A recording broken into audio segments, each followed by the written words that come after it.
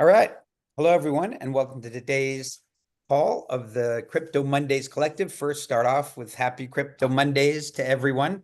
We've got a great Crypto Mondays tonight in NYC for decentralized AI. So I don't know, Alex, if you can make it, but if you're in the city, it should be a good one. Um, and we've got a great featured guest tonight. Literally, one of my favorite people in all of crypto. And I describe Alex, Dr. Alex Cahana, as the smartest guy in the world at the intersection of crypto and healthcare. And we had a chance to catch up before Crypto Mondays actually last week at PubKey, and we're hanging out. And Alex had just got back from a month in Bhutan, where he's working with the government there to help them leverage blockchain and tokenization. And it was just an incredible story. And that's not the only thing he's doing. He's also and he can tell you himself, but the medical director of Satoshi Island, which is an island in the South Pacific country of Vanuatu. That's super interesting, as well as trying to work with the current administration and leverage blockchain for healthcare and hospitals. And so I'm super excited to have Alex here today, and for him to share everything that he's been up to with the collective members. So with that, I will turn it over to Alex. Thanks so much, and it's always a pleasure to be here. Indeed, last time I was talking a little bit about what we're up to in Satoshi Island, and it's part of my world tour of creating these high-tech, high-touch, in-touch communities, decentralized communities, expand on Lou's vision of communities and nation states and island states and all that. And indeed, I'll share with you my latest with the country of Bhutan. So I hope everybody's seeing this. And Yeah, yeah, great. talk a little bit about tokenization for a sacred economy. I'll explain a little bit why sacred. And I don't know if any of you have been to Bhutan, but it is a magnificent country that changes you a little bit like when you go to Jerusalem. You're never the same after that. Bhutan is a small country. It's a closed country. You cannot go without an invitation and visas, and you can't walk around without a guide tour. Uh, and it is situated between India and China on the Himalayas. So, talk about being in a bad neighborhood. They're tiny. They're less than 800,000. So that's called a neighborhood in India or China. And became a kingdom only in the 1600s. And before that, they were kind of like clans and families. They're very mountainous. They're an extension of the Himalayas. So anyone who's been in Nepal or been in Tibet, it has the same feel and the same climate. And they have their current dynasty since Where did you 1907. say that you landed? What was the height at the airport? 9,800 feet. Wow, that is So, crazy. so that's when we just get there. You can see here, Paro is where the airport is. Thimphu is their capital. It's about an hour and a half away. Uh, Paro is one of the most dangerous airports in the world. There's only a handful of pilots that are allowed to land in Paro because you kind of like go towards the Himalayas and you make a sharp right. That's why it's fun to kind of like be on the left side of the window. You kind of see that. And then they have only about 650 feet to get to a full stop. So you can't miss it. It's either way you hit mountains. So that's the country. And I will talk about the Wangdu province that is housing the Punakha, which is the old capital. And I will speak a little bit in the south here, Galeppu, which has a very interesting project. But it's a tiny country. Their human development index is high for what I would expect a country that is low to middle income. So it's much higher than the ones in Africa who have the same amount of GDP and their HDI is around the 40s. Europe and the US are in the high 80s and 90s, just for comparison. The Gini, on the other hand, the inequality index is very low, which is very good. It means that they don't have inequality. Whereas in the US, it is going higher and higher, meaning that we have more and more inequality.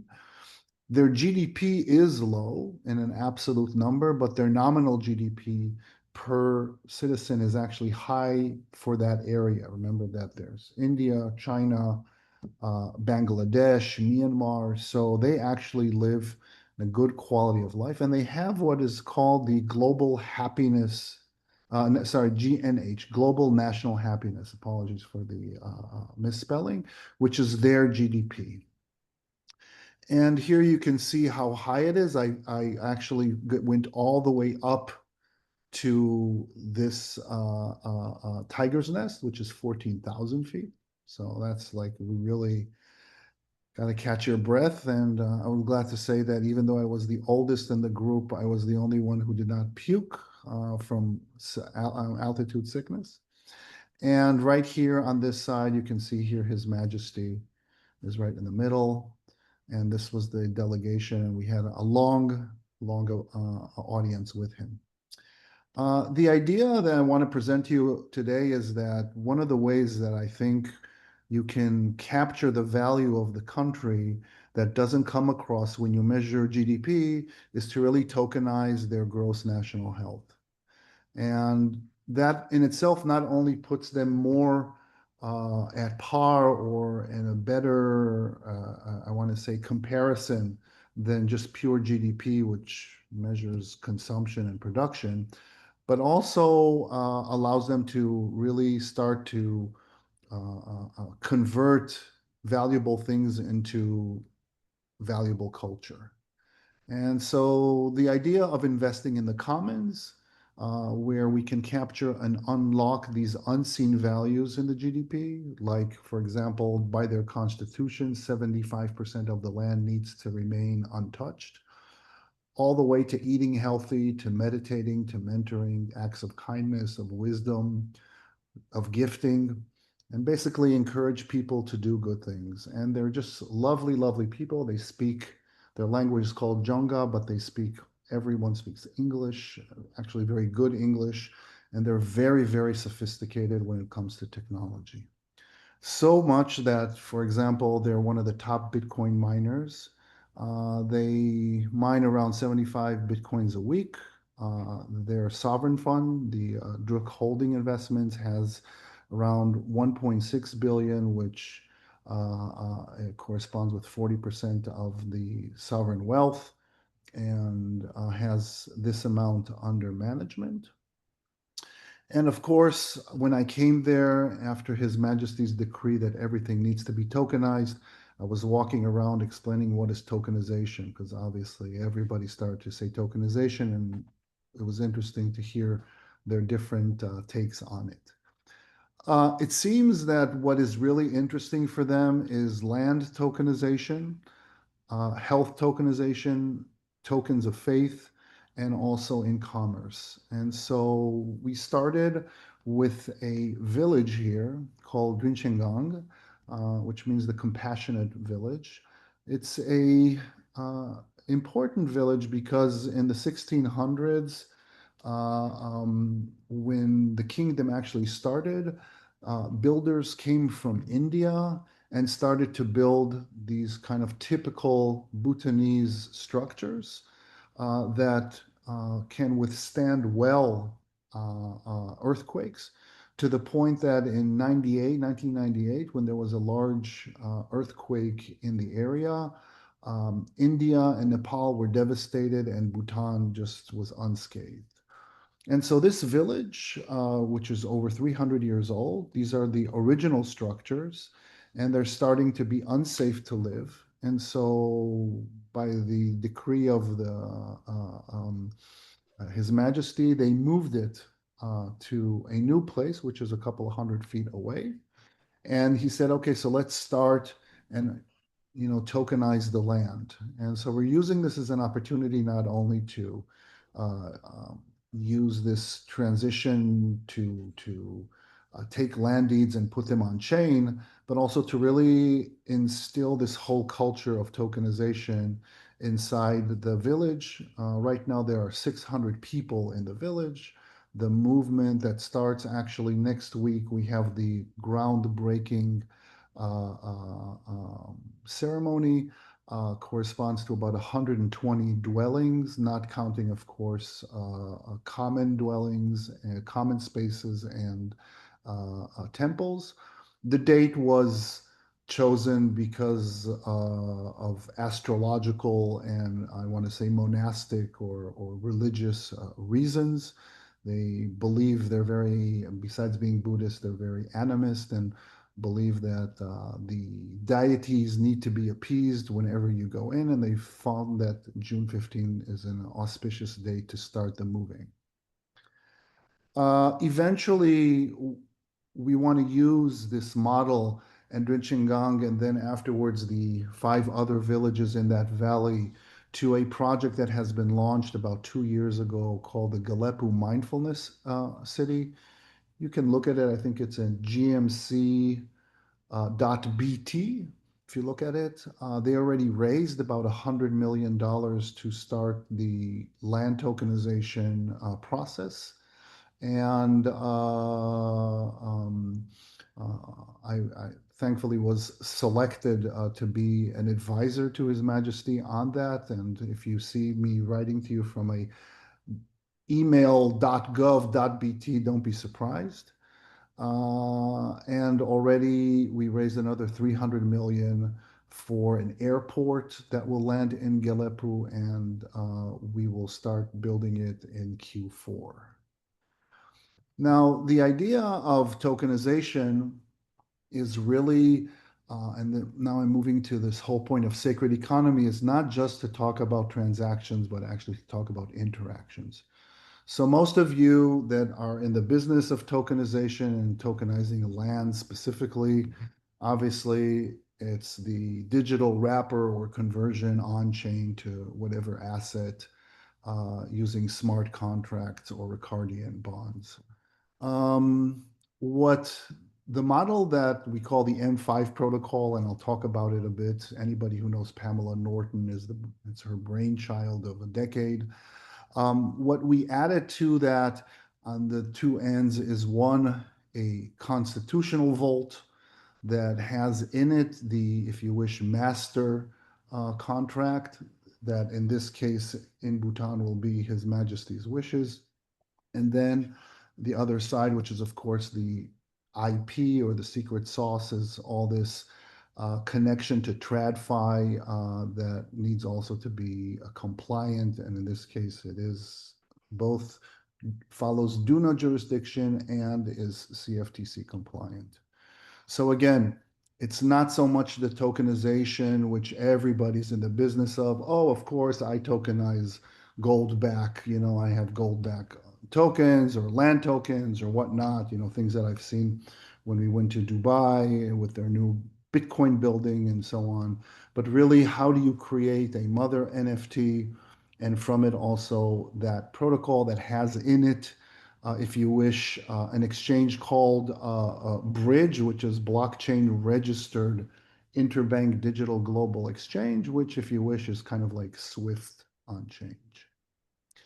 Now, why did we call it M5? I'm sure you're all familiar with the M1 to M4. So in parallel, this is work that has been done about 8 years ago in the literature, talking about the equivalence of adding M5 as CBDCs for government use, not for retail. There's a whole conversation of is CBDC a real asset for retail? But anyway, you can see here either network tokens, backed tokens, asset-backed tokens, NFTs, and security tokens. And so in that idea, a sovereign or a sacred economy would be that we are our M3s or SBTs, if you wish. That's the immutable foundation of our identity and our rights that are derivative from the Constitution. Then the M1 would be my contribution, either time or skill. That's the, I want to say, liquid asset that are expressions of talent, knowledge, and service. M2 is the I sustain, which is the earth resources, all backed, water backed, energy, gold, carbon credits, all that. And the I build is really the investment in the commons, co-creation, be it of infrastructure, education, or housing. And the M5 at that governance level will be the aggregated macroeconomic ledger for that. And so the way that would look in Bhutan, which, by the way, each citizen already has a self-sovereign identity and a wallet. So in that sense, they're way more advanced than we are. That in each citizen would have their account, in that you would have a history of your transactions on it, your different types of tokens. So as a doctor, maybe I would have more health tokens. Financiers here on the call would have more gold back or carbon credit tokens. And then, of course, the proof of ownership and rights, which could also include not only land, but all my academic certificates, my education, and so forth. And what really makes it starting to be interesting is that these tokens themselves can actually go on different exchanges. So if you have like a faith token, it could be on a faith index. And I would venture now, or I would hedge that in this faith index, probably Bhutanese tokens would be a very valuable, because a lot of the, I want to say, spiritual activity of that part of the world ends up to be in Bhutan. And in that sense, I'm sure many of you are more interested in the gold index or commodities, but and DeFi. But there are also anything. It could be an endless amount of different indexes that would accumulate these type of tokens. And the idea is, how do we convert M1s and M2s into tradable M4s through a CFTC regulated Ricardian bond? And there are already active exchanges that are working, like, for example, the Monero exchange, which is for gold, Resilient Roots, which is for spiritual. There are actually monks now that are on chain, and 23andMine, kind of a wink against the 23andMe, and say, no, it's not about me, it's about that it belongs to me. So just to elaborate a few minutes on each use case, you can understand that the narrow version of tokenization of land really speaks on the speculation that comes behind land appreciation.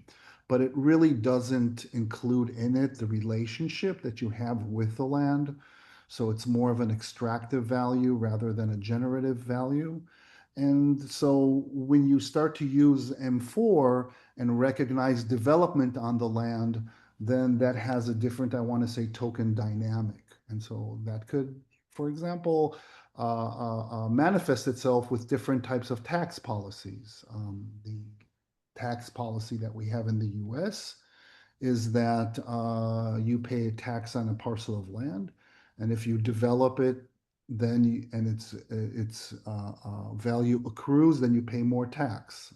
Obviously, that is a disincentive to build anything, and that is why we can see a lot of decrepit places in inner cities, or a lot of places that are adjacent to federal lands that are swamps, and nothing happens on them because there's no incentive to actually build on it, hoping that one day the government will come and pay you $1 billion to go away. On the other hand, if you use a George tax, a land value tax, that's the opposite incentive, meaning that if you don't do anything with that land, you will be heavily taxed, so much so that hopefully in a few months you'll get rid of it. Whereas if you develop it, and if you develop it quickly, there will be significant tax abatements. The same thing goes with demurrage, where when you promise to finish in 90 days, and every day that you're late, you pay a fine, or the opposite, you can incentivize to finish early. These are all, of course, tactics or game, if you wish, to really incentivize good stewardship, good land stewardship. And the idea behind it really is, how can we translate real world interactions between us and the land to become real world assets? And this is tough to understand because it changes basically the concept of ownership. And this is something that we saw in Satoshi Island, that the idea of ownership, I'm sure that most of you now who are listening to me would think that ownership means Well, it's mine. That means it's not yours. So therefore, you do not have access to it, or if you want access to it, you have to pay for it. And that is a very, I want to say, exclusionary, exploitative, and extractive way to live. Whereas if ownership would be, I'm owning my commitments that this land parcel that you have is not an indefinite right to do absolutely nothing on a piece of land and trash it, but actually a gift that you give back to Gaia, and where you have an opportunity, be it in a lease or some other form, but a finite opportunity to actually develop and contribute to the commons. The next one is health NFTs, which is obviously something that is closer to my heart as a physician. The reason I spoke to land, because I realized that you can't seriously speak about mental health and physical health without speaking about land health, planet health, and financial health. But at the end of the day, for me and for anyone who's been following my writings, it's all about self-owned data and giving people rewards for behaving in a healthy way. Obviously, we can think of universal health income as the rewards of living a healthy life. But the idea behind it is really regarding data as dignified labor. That I am my actions are captured by data. And so when a third company like 23andMe uses it, loses it, or abuses it, they lose a piece of me. And that is not okay. And so obviously the idea of health NFTs is part of His Majesty's axis of health, wellness, and consciousness. And for them to actually use these type of vouchers where you can go, and doesn't matter if it's Western medicine or in their case, plant medicine and bioenergetic medicine, where for certain type of behaviors, they get goods and services at a discount. And faith NFTs, this is really something that is unique to Bhutan, very strong. I already have received some phone calls with Iceland saying that that is also the case in that country. But it is a place where spiritual activity has a lot of value. And there is not only real world interactions turn into real world assets, but actually a lot of real world assets go into real world interactions. And so there are many offerings. And so the way that would look like, for example, is two elderly that are in front of the temple. They greet everybody every day. They've been doing it for the last 80 years. So now they swipe their phone and they accumulate tokens or coins. With that, at the end of the day, they go down to the restaurant. They get an rice offering for free. That is considered, that rice bowl as an offering to the temple. So when the owner of the restaurant says, I'm a good person, they can look at his ledger and see that he's done it for 1,000 times, for which for that, he can start to go and lend for supplies and create a good credit score and then get that rice at discount. And then it goes and you create that economy of where the farmer also is recognized as a good person, and all that around the temple, all this givings are now captured in a ledger. But it's not just a capture of activity, but if you wish, a crystallization of intent. And that really is the aggregate value, that I can calculate how many bottles of water or bottles of juice were given to the temple in a year, but also what is that value in terms of, if you wish, reputation finance using social capital as a collateral. So this is a very, I want to say, fantastic new way of thinking about economic activity. And at the end, of course, the idea, and I'm coming towards the end of my presentation, is that you realize that we all have value in who we are and what we do, not just what we have or what we think we have. And so we really believe that at the end, this is not only a B2B2C or a B2C economy, but actually a C2C, where each one is their own bank. Each one has their own value, and we call that the bank of me. Because a sacred economy is an economy that is of shared prosperity. And that I truly believe that tokenization is the a path to capture our own value and unlock our collective sacredness. Because at the end of the day, we're not poor, we are only cash poor. And this is my presentation in front of the legislative body, and I'm open to any questions that you have. Thank you. Well, that was great, Alex. So a lot of information there. Where did you guys go for inspiration? Like, who around the world is doing any of that well? That's a good question. There are a lot of groups that I'm familiar with that have done pieces of it, but I would say that the combination of it is unique to Bhutan because we have a sovereign that wants this to happen. I will say that a lot of this can be found in Taiwan. I'm sure many of you have read Audrey Tang's book Plurality, and they've been very, very good at using digital tools for keeping a capital democracy a democracy. If you don't have it, then please reach out and I can give you their PDF. It's an excellent book to read. Singapore also, we know, we visit many times, and we are very appreciative of how they think of decentralized communities. I do have to say that I am following Balaji and I am following the network states that he's created, and now he has a network school that is in Malaysia. I just think that the flavor that Balaji has been coming out in the last year or 2 years is coming out of a place of anti-government or anti-death through longevity or anti-anything, and doesn't come from a place of love and unity and connectedness. So I think that there are these places, like I mentioned, obviously my work in Africa, in the Amazons, and in the South Pacific with indigenous has inspired me a lot. But I have to say that this is quite the blind spot for people that their everyday business is transactions and less so interactions. Makes sense. And there's also a lot of complexity in what you talked about, even for the people on the call who've been, doing crypto and tokenization for a long time.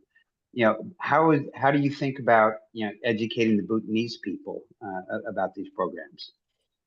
That's a great question. And I would say that's my last question. If anybody, any of the other community members on the call want to ask a question, just raise your hand and we'll take them the order received.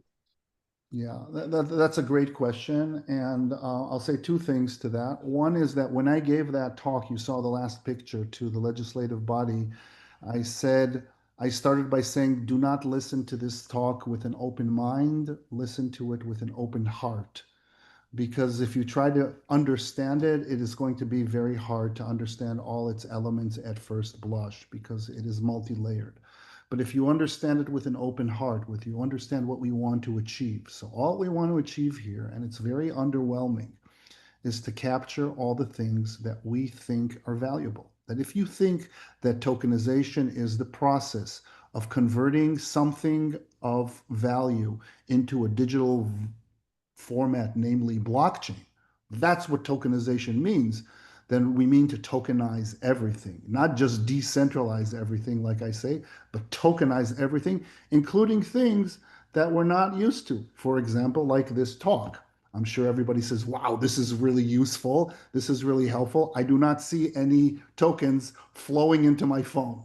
So the day that we'll be able to do that will be the day that we capture that. And the second thing I want to say, and I see that both Praveen and Charles want to ask me something, is that in terms of education, we are fortunate that one of the decrees of His Majesty was to educate. I actually co-authored or helped co-authoring the national blockchain strategy, and in it there's education of blockchain and decentralization. And actually my 19-year-old, bless her soul, who's coming out of her freshman year. This summer, as an intern, is working on writing the curriculum for Gen Zers. So there's a lot there that will continue to happen. And even yesterday, she was working on an excellent idea of how to explain to 15-year-olds hash functions and cryptographic signatures. So I'll stop here. First Charles, then Where do Praveen. you live, Alex? Where is she grown up? In New York. In New York. Okay, cool. So first Charles, then Praveen, and then Steve. Please go ahead, Charles. Be kind. Well, no question of that. There's no chance of not being kind. Anybody who Lou says is one of the cleverest people he knows, how could one not be kind? I mean, it's something that us mere mortals can only aspire to. So, congratulations on what you're doing. I think it's fantastic. In spite of my accent, I'm actually calling you from Brazil, where I've been for longer than I care to mention, certainly back into the last century. And so there are two things that I'd love to exchange some ideas with you about. One is we're going to put an event in Brazil in November of the intersection of blockchain and biodiversity, which includes health and finance as well. And that'll be during COP30. So we think that there's quite a lot of crossover with some people who might go to COP30, but the event will be in Sao Paulo and not in Belém. And I'd love to maybe we could get you as a speaker or something like that. But I'd love to exchange some ideas on that with you if you were open to it. And the other thing is what you say about land tokenization. And I see that you mentioned the Americas and the Amazon. What you say is extremely appropriate to Amazon rainforest, to the Atlantic rainforest particularly. I know a number of landholders who would be very interested to do something on that, including myself. I mean, I've got one of the largest tracts of virgin Atlantic rainforest in private hands. So I think the points that you mentioned, tokenization of the value of these resources. And one's seen so many bad things about people, getting carbon credits, through Verra and so on, and inevitably it's given it sort of in the Amazon a bad name, but that's carbon credits, but that doesn't really address the real value of the land, such as the water, the biodiversity, and so on. I mean, I could talk for a long time on this. But I would love to hear your input on that. And once again, God, I love what you're doing. It's absolutely brilliant. Well, thank you so much for your kind words, and obviously, going to areas where land stewardship and proof of soil and connecting to resources and actually capturing the value of how we interact with Gaia is really central to what needs to be done. I thought about it when I visited Letizia and I was going, down the Amazon River trying to figure out things. And I think that they're prime, and I'll love to have conversations with you. I'm involved specifically on now, of course, there's a rush, no pun intended, of gold mining going on in Colombia and in Zambia. So there are things that I want to say some learnings from these activities that I'll be more than happy to share with you. I think the key is to be attentive to what the indigenous culture is. I think that there's so much wisdom in how they do their economy. And if we can just digitize that, or if we could just, I'll be more correct in what I'm saying, insert computational trust beyond the trust that they have in their community, like proof of age, proof of residency, proof of matriarchy. Do all those things by just adding that computational trust into their activities. We will really make a big difference. So I'm looking forward to hearing from you. I'll put in the chat when the questions are done my email, so you can all reach out to me. Okay. I think. Thank you so much. Thank you. I think Praveen was the next one. Yeah, I have a good memory with the order of operations. Yeah, Alex, thanks for a great presentation. It's funny enough, we had people who are researchers in Bhutan come to our Crypto Mondays last fall. And so we had a WhatsApp conversation with them last night. I was telling them that you're speaking today, and they asked me to follow up afterwards, so I will. But their question was, how do local Bhutanese actually get involved with this? Apparently, they don't know about this initiative, even though they attended a Crypto Mondays Miami event, funny enough. So the reason why they ask is they had issues with, kind of American entrepreneurs in the past, and didn't work out so well because they felt like the locals were kind of being excluded. I'm sure they all had, the right license and permits as well, but they just want to be involved. So they want to know how they can be involved, like local Bhutanese entrepreneurs. And they're in Bhutan right now, actually, on WhatsApp. So I'll do two things. I will also put my phone number, and I'll put my Bhutanese.gov.bt email as well. You're Yeah. absolutely right. When you go to Bhutan, you do not pitch, you engage in active listening, and you're energetically vetted. And, I grew up as a child that I did not speak unless spoken to. So I didn't come there trying to sell anything. All what I did was try to absorb what the wonderful country has to offer. And when the time was right, they started to ask questions. They were very generous with their time. They were very deep in their questions. And so I think the easiest will be to get back to me by email, and also on a WhatsApp, we can start that. And it will be known to everyone, not because Bhutan is a small country, but because His Majesty wants that. And that's the most important thing, that when you have the sovereign that is revered by most of the people in the country, if not all, the Drinchengang village is part of Her Majesty's beautification project. GMC is I want to say, crown jewel of what they're trying to do, the Galepo Meditation City.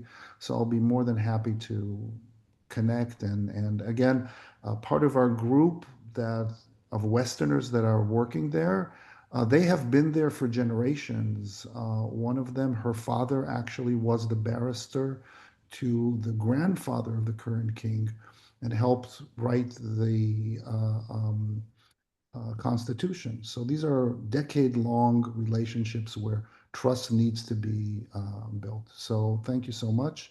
I think Steve, then Robin, and then James. And Lou, please stop me if it's going too long. Hey, thank you, Alex. It's a little difficult question to ask. I'm an attorney, and I really spend a lot of time trying to get people to agree upon things. And this ability, I mean, we're used to building trustless systems in blockchain. And you've really hit on something here with whether you're dealing with people you can trust. We talk about KYC and KYB, a new one that I got hit with recently. Not sure why it's new. I just used to call it due diligence. but this, one of the things I always do is check people out. Like, who is this person? Is there a local that knows this person?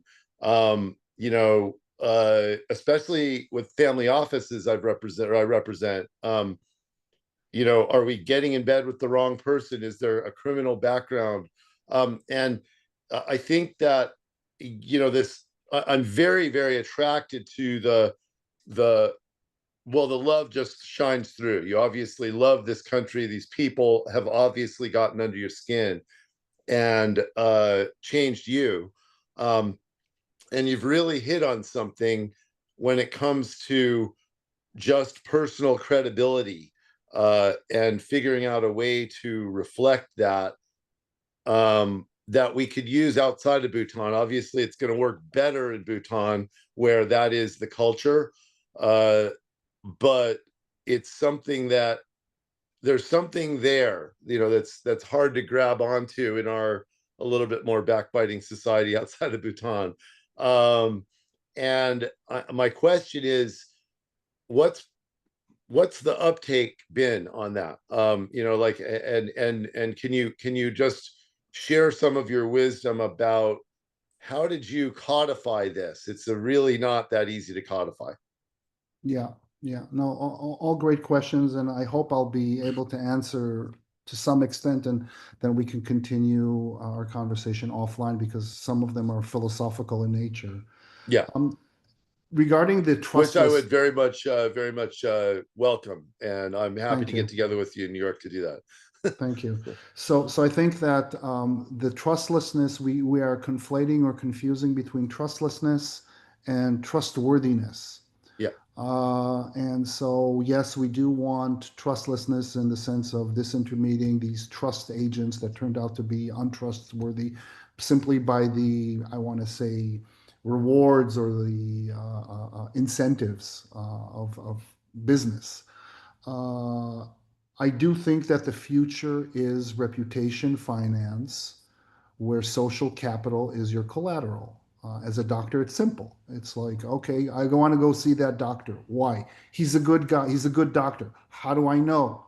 What? Just from some stupid Yelps or whatever, or some Right. disgruntled patient. So if there was a ledger that would actually show all the wonderful things that I did or did not, and I could build my reputation. And again, the devil's in the detail. What does, being in a conference mean? What does publications and peer review mean? What is research, or what's being kind in the community? I think that the answer to that is that each market will define for itself.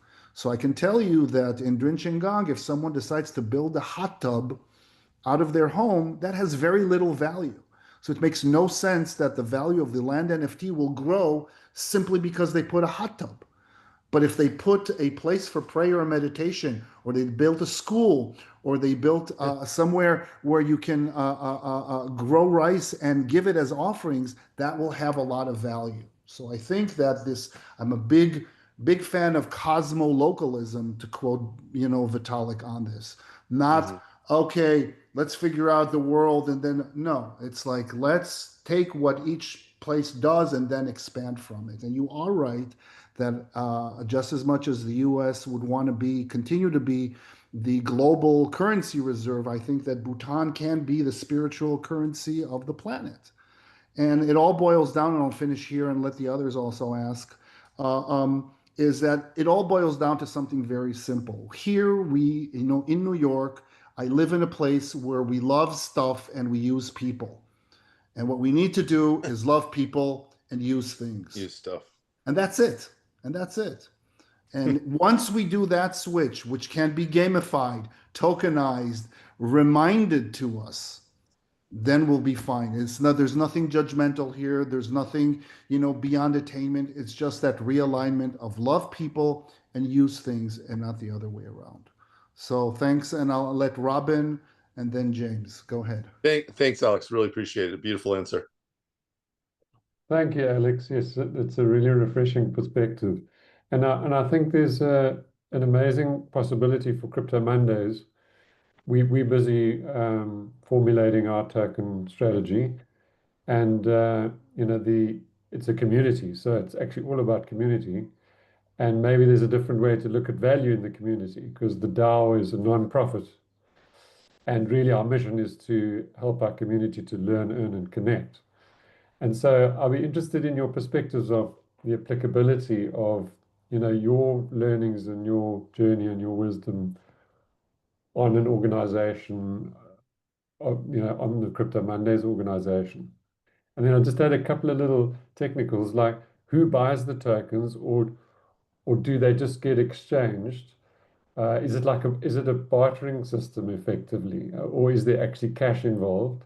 And who decides who gets the tokens and whether they do or don't? And is there like an autonomous way of being able to manage that? Because that's something we're concerned about, is how we allocate them, and because it could just become a huge job in trying to track and work out who gets what. So, sorry, lots of questions in one. No. This is excellent. This is excellent, and Lou knows me. I know him since 2017. We met, and he ruined my life with his visions and the light that he saw and all that. So that's fine. It's on him. I'll be more than happy to share this. How do we capture the value of our members and real world interactions, and how does that translate into, you know, a combination of a commitment pool inside a liquidity pool, and be sophisticated, because there are a lot of, you know, Marty's on the call, so like the smartest man of derivatives is right here, and synthetics and all this. So we can figure out how that would look like also in the real world. I do want to say, however, to answer the other questions, is that the short answer is that this is evolving. Just like I cannot say exactly now how a tokenomics or a token velocity within Crypto Monday DAO would look like. I could have some ideas. It's the same in the villages. I can tell you that from the work that we've done in East Africa and the work that Will Ruddick has done in the Sarafu network in Kilifi, we can say that it does look in I want to say, small open economies that are mostly dependent on commerce. Tokens usually look like electronic bartering, in the sense that they can be used to increase purchasing power that gives them that bridge because they are cash poor. So just simple vouchers of a tomato is 6, a potato is 5. You give me this, you go for a babysitter, I get you water and all that. The things that need to be taken into account is, one, you have to maximize or balance that pool, and two, also make it, I want to say, resistant, or more resistant to arbitrage and playing games. Because what you don't want is someone saying, oh, you know, I'll buy the tomatoes there at 4 and sell it at 6, because that's what creates artificial price pressures that, I want to say, penalize hodlers. So there's a lot of economics to put into it. But again, like I said, we need to listen with an open heart. And the open heart is absolutely, a DAO like Crypto Monday has to be the first serious, successful social DAO that knows how to capture the wisdom of its group in a way that is meaningful and tangible, first of all for us, but also for all those who are looking around us. And so I'll take upon you that challenge, and I'll be glad to Thank you. work with you and with Lou and That would anybody be here. amazing. Okay. Thanks, It's hard to Lou, Alex. listen to you and take notes at the same time, dude. I know we have only 10 minutes. Do we have time, Lou, for James and Lakshay? Yeah, definitely. Okay, so James, And by the way, please. if you'll stick around, you know, I'm fine. Unfortunately, I've got to go at 2, but you know, I'll make somebody else charge the room. You guys can go on as long as. Okay, James, please. All right, Alex. Thank you for the presentation. Super, super interesting project to me. I wasn't sure if you said it and perhaps I missed it, but are you already starting to build this, or have you already selected a protocol that you're building on? And I should say that I am a senior ambassador with Polkadot. We have a couple of interesting projects that are building on our protocol that aren't exactly what you're talking about, but they're very close, very related. So I'd be interested in hearing what your thoughts were around the tech.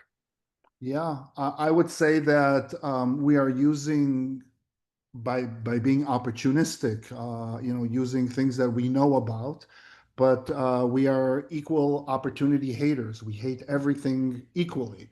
So I'd love to try anything else. It's really, you know, composability. It's about stitching something that works for everyone. Sure. That's why everything is multi token, multi wallet, multi this, agnostic. You know, I'm just a doctor who prescribes, you know, OxyContin to people. So I don't pretend to know anything about anything. But in all seriousness, I'd love to have a deeper dive in the tech, and if there's anything that, you know, you could help on the Bhutanese side, or on the Crypto Monday, or in the other communities that I'm working with in Thailand, in Africa, in Vanuatu, I'm more than happy. I'll definitely follow up after the call today. I mean, obviously there's multiple protocols that are present within the Crypto Mondays ecosystem, but within Polkadot specifically, there's a chain called the Mandala chain that we're doing a lot with the country of Indonesia right now.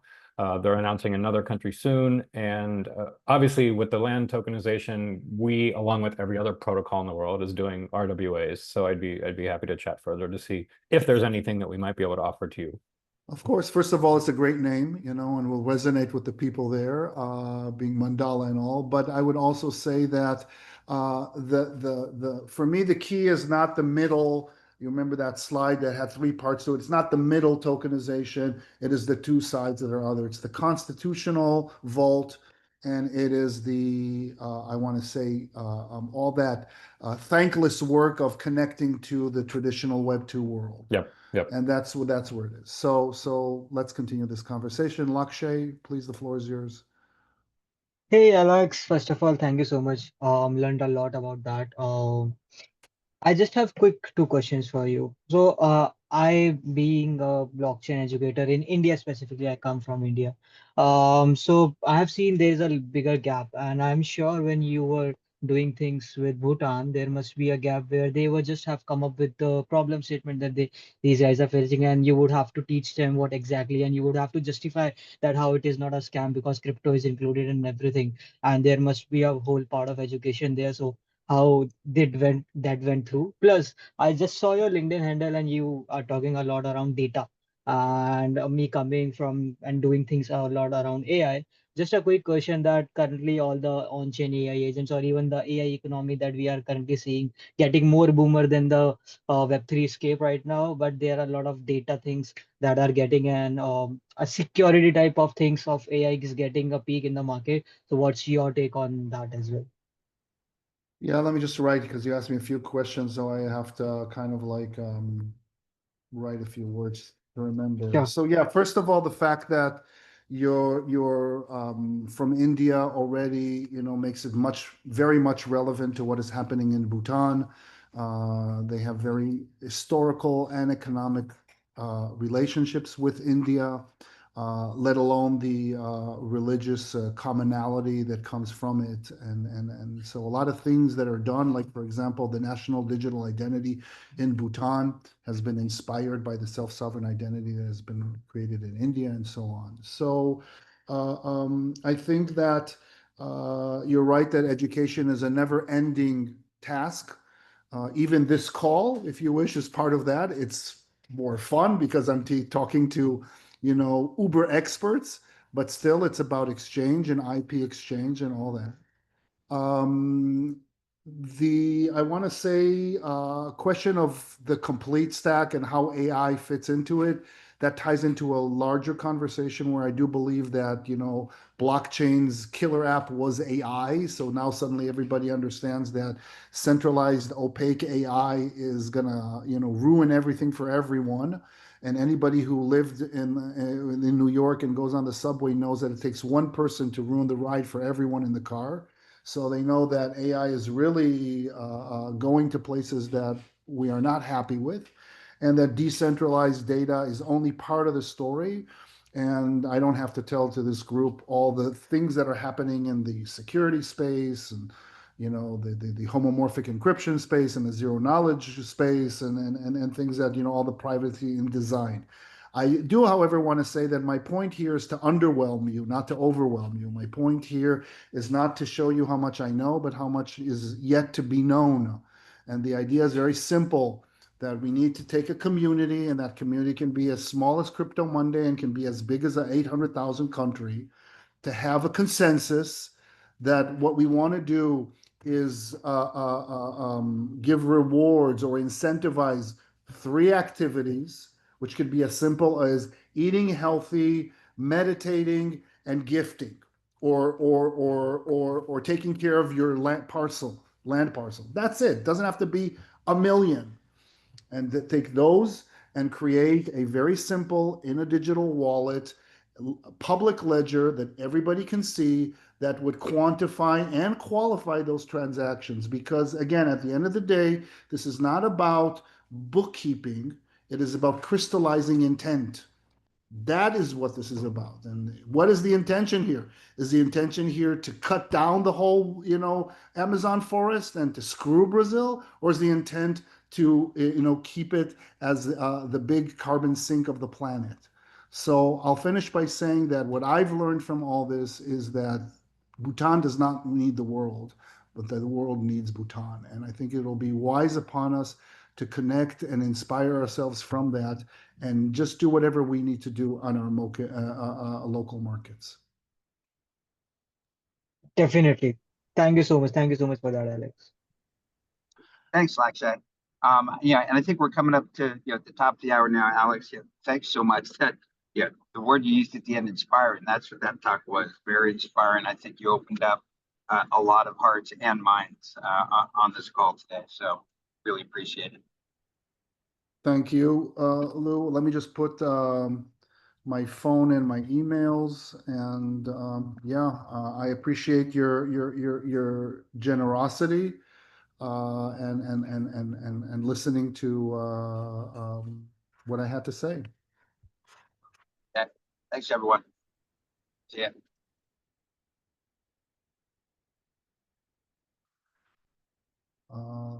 Let me just write my Bhutanese email.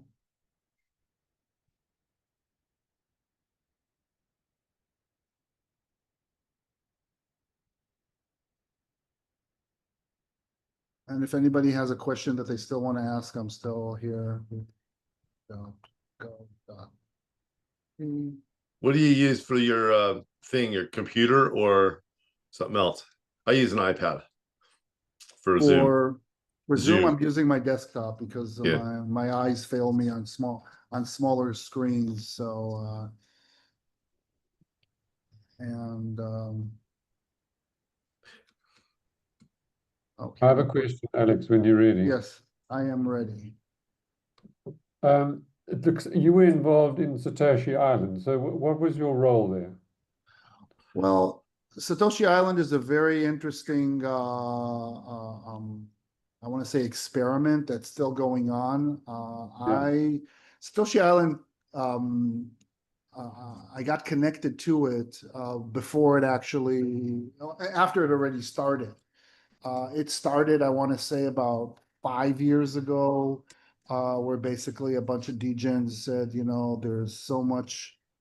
It's so hard to be interested in crypto. Let's find ourselves a private island in the South Pacific, and they bought the island. They did good work with the government, and promised that they would not hurt the people and not hurt the land, and had a nice tokenomics and a nice plan. That was it. I want to say on the Discord channel, there were 2,200 that actually bought land NFTs and about 77,000 people on their Discord. And their Satoshi coin was on different exchanges, and that was pretty much it. And what happened is what happens to most blockchain or crypto projects is that degens say, okay, I gave $10,000 or 20,000 or even $1 million, and nothing came back. And that was it. So where's the development? Where is putting the energy in the development of the island? Love the island will love you back. And so Dennis Troyak, who's the gatekeeper and the member number 1 in the DAO, reached out to me and said, Alex, I know that you've been working a lot in using tokens as social engineering tool. Could you come and help us, develop things? And so together with a couple of other folks, we called ourselves Satoshi Pioneers because, as a DAO, I own everything and I own nothing. That's kind of like the idea. And I visited multiple times, and we came up with all kinds of ideas. And I want to say that it's really interesting to see the difference between the culture of the Discord channel and the culture of the people on the island, where at every single moment there's a dozen or two people that are there.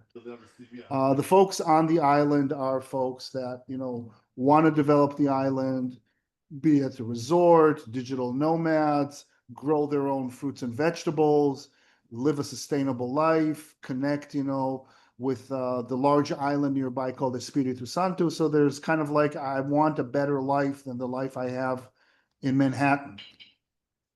So you have that, but then you have all the folks that say, well, I'm part of the Satoshi Island project, but really don't have any skin in the game besides passively waiting for when moon. That's probably the only thing I read all the time, on X, when moon. And some days, some weeks are more rockier than others. It's like, I'll sue you. I said, fine, sue me. I don't know what for de-risking your investment. I don't know. So I think that if anything, what that taught me for Bhutan was that it's okay that people have different, I want to say, intentions in life. It is fine. But what is not is to mix them all in the same place. And one of my posts that I wrote a year ago or two maybe was how to explain a Tao. And I explained it, the Tao was like Thanksgiving dinner. Okay, the mission is we want to have a nice time. The problem is that each member has a different idea of what that nice time is. One would be, let's just eat food and be nice to each other. The other is, let's talk politics. And the third one is like, let me try and hit on my, second cousin. So, the fact that we all want the same mission doesn't speak of intentions. And that's really the problem, that when you have people that their intention is to hold, to invest, to put energy, making a token velocity by definition slow, versus those who just want to trade or shill or whatnot, which is fine, but that the velocity of a token will be fast. The mistake is to put them all in the same liquidity pool. And that's really Steve, you said something, but you were muted. Or Yeah, the sorry, same Thanksgiving dinner for that I matter. couldn't hear it. But so yeah, because with Crypto Mondays, well, we're trying to create this, because I mean, it's almost like an island, okay? It's like Satoshi Island, but it's just everybody with the same mindset that are buying into this dream and this vision and this community. And so I'm thinking, like, what lessons do we get out of Satoshi Island? And also it's a hybrid, because community is community. I mean, it's Yeah. like a sense of belonging and all those sort of things. But it also is a value creation possibility, because we have got the When Moon people, but so it's like a hybrid of, they're coming there to learn, earn, and connect to get something out, but they're also there to give something back. And we also want to grow it as like, Sure. because I mean, imagine as it grows, or Lou always says, if it's not growing, then it's dying. So it's a community that we want to grow. And so what is it that how do we incentivize the growth of the system and the prosperity and the community of everybody that's involved in Crypto Mondays? So that's really where the co-creative process comes in.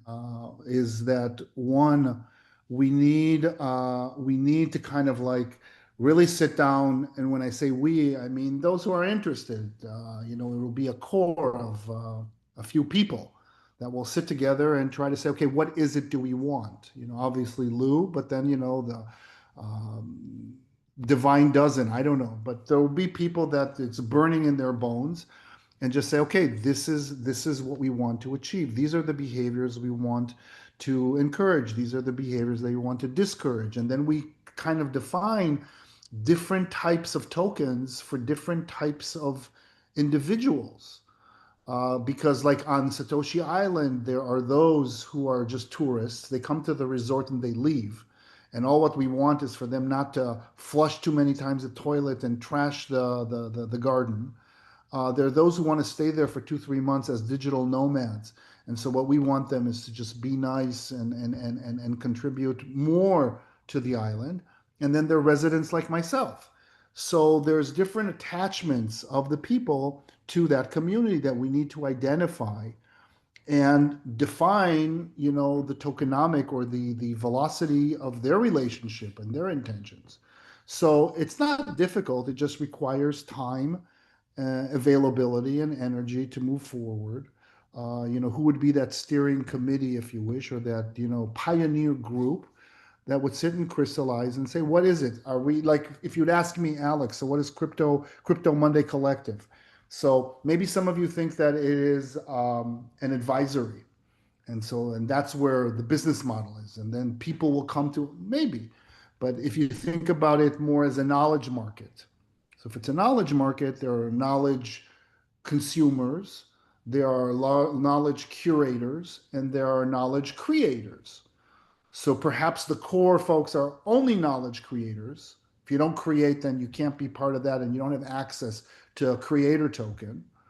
If you are a curator, which is also important because they're like the validators or the miners or whatnot, then you have that incentive or that token. And then for those who consume, everybody consumes a lot of stuff all day long. So that would have less value and we would just build it as an M1 for stickiness. So again, I'm just thinking out loud with Boiling, you. yeah. I'm open. It's definitely doable. It just requires, that co-creation that when we're virtual, it's a little Yeah. bit harder. If Lou will invite us to a magical place and stay there for a week, I'm I sure we like this could. idea. I'm backing you sure on we this could one. hammer this out. So I know, Madi, is there anything you want to add? Yeah, I want to actually ask Matty because Matty, you did a token launch recently, didn't you? And so I'm curious as to what you said, Alex, and how that resonated with Matty in terms of their project that they launched. So if you are there, Matty, that would be interesting. She'll be scrambling for the scrambling for the mute button. Are you talking to me? Yeah, did you get that, Matty? We were just We are wondering all what. talking to. We're all talking to you. Oh. First of all, I I'm hope so you. sorry. First of all, I hope you're well and safe. That's the most important thing. Appreciate that. I'm not in Los Angeles though. I'm good. Good, good. So yeah, we were asking more about, what are your thoughts about a token community for, Crypto Didn't Monday? you How guys would just that do a look? launch of something, or what are your perspectives, and how did Alex's, what's Alex's? I mean, do you have a different perspective on it? I I have a small confession. I was planning on watching the recording because I had my kids running around here and it was very loud. Okay, no problem. No I worries. definitely need Thank to you see for the your recording honesty. on that, and I certainly will. I admire everything that Alex does. Absolutely, a huge fan. Which is why I definitely had to show strong support today. I think that tokenized communities is a great way to go. And I've always felt this way. I mean, the Bitcoin maximalists and the purists say, okay, well, everything should be Bitcoin. I don't agree with that. I think that doesn't leave room for flexible monetary policy to come in and adjust itself in order to ease economic conditions as needed. Um, I certainly don't agree with the oligopoly of the Federal Reserve and the United States kind of being de facto like the seniorage for the entire world. Um, and I think that tokenization is a great way to do it. And actually, Bhutan sounds like I've been a huge fan of the country and of the monarchy. I think for more than 10 years now. I saw somebody from Bhutan do a TED talk long time ago. I was like, this just sounds like an amazing place. And obviously, watching the updates from there that they've been into Bitcoin mining since early on and using their excess energy, I think that they're very forward thinking country, and I think that's great. So I want to wish you a lot of success with this project because it seems like a real winner. Um, yeah. So but again, I gotta catch the recording to see all the details because this is quite exciting. But Maddie, Thanks. I was wondering, didn't you do a talk token launch recently? And I wondered how that went, or whether there were learnings out of that you Uh, may share with no, us in I'm not terms sure of what Crypto you're referring Mondays. to. I haven't launched any tokens recently. Oh, We will be launching KRA token. But that's not launched yet. We did a small pre-sale, and do have some allocation in the seed round. okay. Yeah, but I have not launched the token yet. Um, no, I'm looking forward to the days when we can just click and open like a Mati coin or something like that with zero utility or any real value to it. Just like, oh, just for the fun of it. I'm not a coder, so I need something that's like dummy-friendly solution. Yeah, I think that the entire planet is going towards a tokenized world. I mean, I've held this view since 2015 that everything that can be traded online eventually will be tokenized and traded on a blockchain. And fiat currencies very much are a part of that. I'm very happy to see the Genius Act making its way through Congress in the United States. I think that that's going to strengthen the US dollar. I think that having the commercial sector lead the charge on that is a very healthy thing. Obviously, some countries where the government is leading the charge on CBDCs, I think we all understand that that's kind of BS and that's going to lead to a very bad place. But capitalism works, and I think that that's a very healthy thing to have the US dollar digitized and tokenized. And I think that countries that know what the countries that know what's good for them and what's good for their citizens and good for their economy will do similar, which is to open it up to financial institutions within the country to digitize their currency. Obviously, governance is always a question, and how you govern that, but that is going to be something that we'll figure out as we go, and every country is going to have their own solution for that. What's good for one country is not going to necessarily be good for another country, and therefore these things do have to be very custom tailored, which is, ironically the same kind of reason that Bitcoin doesn't work for everything. So yeah. Well, I appreciate it, and I'm curious to hear your thoughts on the recording. And again, thanks to everyone. We stayed a little bit over, but I appreciate you all, Thank you and so we'll be in much, touch. Alex. Okay, bye-bye. Much appreciated. Bye. Thank you. Thanks. Ciao.